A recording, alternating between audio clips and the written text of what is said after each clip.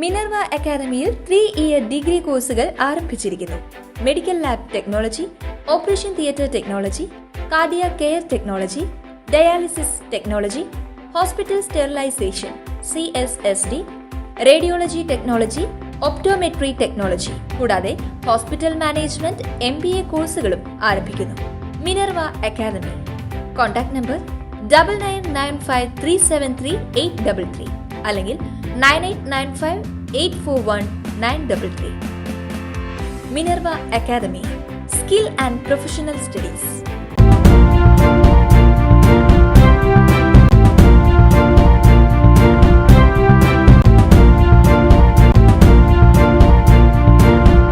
നമസ്കാരം, Any Time ന്യൂസിലേക്ക് സ്വാഗതം.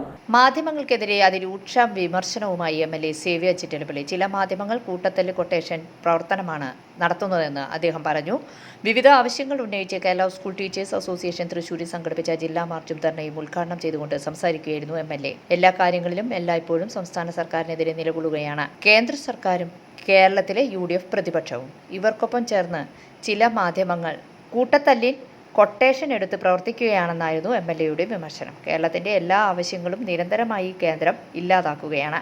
ബജറ്റ് പ്രഖ്യാപനത്തിലൂടെ സംസ്ഥാന അവഗണനയിലൂടെ സാമ്പത്തിക ഉപരോധ സമാനമായ രീതിയിലാണ് കേന്ദ്രം കേരളത്തോട് പെരുമാറുന്നതെന്ന് അദ്ദേഹം പറഞ്ഞു. തെക്കേ ഗോപുര നടയിൽ നടന്ന ധർണ അസോസിയേഷൻ ജില്ലാ പ്രസിഡന്റ് ഡെന്നി കെ ഡേവിഡ് അധ്യക്ഷത വഹിച്ചു. ദേശീയ വിദ്യാഭ്യാസ നയം തള്ളിക്കളയുക, PFRDA നിയമം റദ്ദു ചെയ്യുക തുടങ്ങിയ ആവശ്യങ്ങൾ ഉന്നയിച്ചാണ് സംഘടന പ്രതിഷേധ സമരം സംഘടിപ്പിച്ചത്. News desk, any time news. കൂടുതൽ വാർത്തകൾക്ക് ഞങ്ങളുടെ ചാനൽ സബ്സ്ക്രൈബ് ചെയ്യുക, ഫേസ്ബുക്ക് ഫോളോ ചെയ്യുക.